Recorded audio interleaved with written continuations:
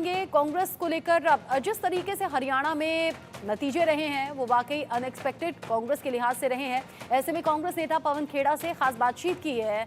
India news संवाददाता कनिका कटियार ने इस मौके पर पवन खेड़ा ने आरएसएस प्रमुख मोहन भागवत के बयान समेत तमाम ऐसे मुद्दे हैं जिन पर खुलकर अपना पक्ष रखा है। क्या कुछ कहा गया उनकी तरफ से, सुनिए।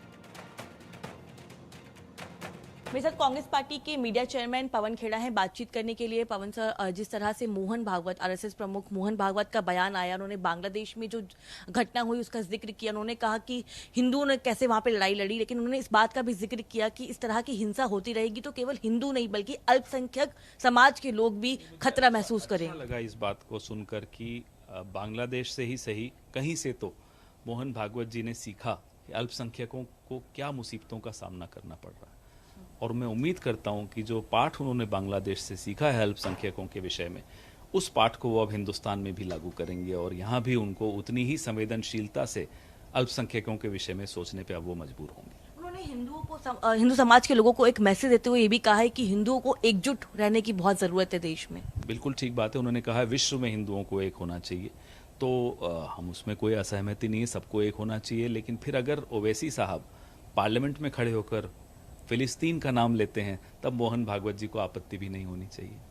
आपने ओवैसी जी का जिक्र किया तो उन्होंने एक बयान दिया है कि हरियाणा में तो ओवैसी की पार्टी ने चुनाव भी नहीं लड़ा, फिर भी कांग्रेस को नुकसान हुआ, कांग्रेस हार गई। उन्होंने ये भी कहा कि इंडिया अलायंस को और खासतौर पे कांग्रेस को सबको साथ लेने की चलकर देने की जरूरत है। हम कमला हैरिस जी और ट्रंप दोनों को बोल देंगे कि साहब आपको में से किसी को अगर ओवैसी जी की मदद चाहिए तो ले लीजिए। दोनों में से जिसको भी जीतने की आवश्यकता है ओवैसी जी की मदद, वो वहां भी ले लें। बीजेपी सांसद बांसुरी स्वराज हैं, उन्होंने कल एक प्रेस कॉन्फ्रेंस की। उन्होंने कहा कि इंडिया अलायंस को अभी सोचने की जरूरत है कि नेता प्रतिपक्ष के तौर पर राहुल गांधी के अलावा बाकी नेताओं को भी सोचना चाहिए, क्योंकि राहुल गांधी की जो ग्रोथ है वो बढ़ नहीं पा रही है। तो कहिए अपनी पार्टी में अपनी थोड़ा पैठ बढ़ाइए, क्योंकि कई नेता उनकी जगह को देखकर थोड़े जलन भी हो रही है उनको। पहले अपनी पार्टी में अपना स्थान बनाएं, फिर हमारी पार्टी में की चिंता करें। हमारी पार्टी में निर्णय बांसुरी स्वराज या भारतीय जनता पार्टी नहीं लेगी। एक और सवाल है, क्योंकि आप लोगों ने हरियाणा चुनाव के बाद ईवीएम पे सवाल खड़े किए हैं, आप लोगों ने शिकायत दर्ज करवाई है, 99% बैटरी चार्ज का जो मामला आपने दर्ज करवाया है, उसके बाद अब बीजेपी हमलावर है। अब बीजेपी की ओर से गिरिराज सिंह ने कहा है कि जब जब राहुल गांधी को लॉन्च करने की कोशिश करती है कांग्रेस पार्टी और वो लॉन्च नहीं हो पाते तो ईवीएम पे सवाल खड़े होते हैं। ये लोकसभा का चुनाव तो मोदी जी को प्रधानमंत्री बनाने के लिए लड़ा गया था, फिर क्यों हरियाणा ने उनको झटका दे दिया था लोकसभा में?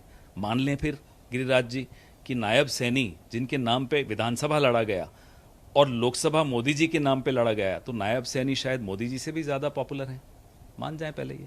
ठीक है, जो ईवीएम पे आप लोगों ने शिकायत की है, इलेक्शन कमीशन को आपने जो शिकायत की है, क्या आप लोग उनसे एक्सपेक्ट करते हैं और आपको लगता है कि जो शिकायत की गई है इसके बाद कोई कार्रवाई होगी?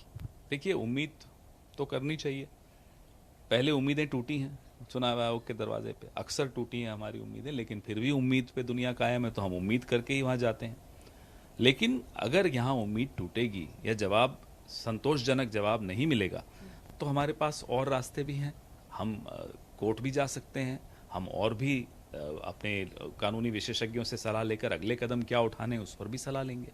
बहुत बहुत शुक्रिया हमसे बातचीत करने के लिए। साफ तौर पे हरियाणा चुनाव के रिजल्ट के बाद अब कांग्रेस पार्टी ईवीएम पे सवाल खड़े करते हुए नजर आ रही है। कैमरा पर्सन अविनाश के साथ मैं कनिका, इंडिया न्यूज।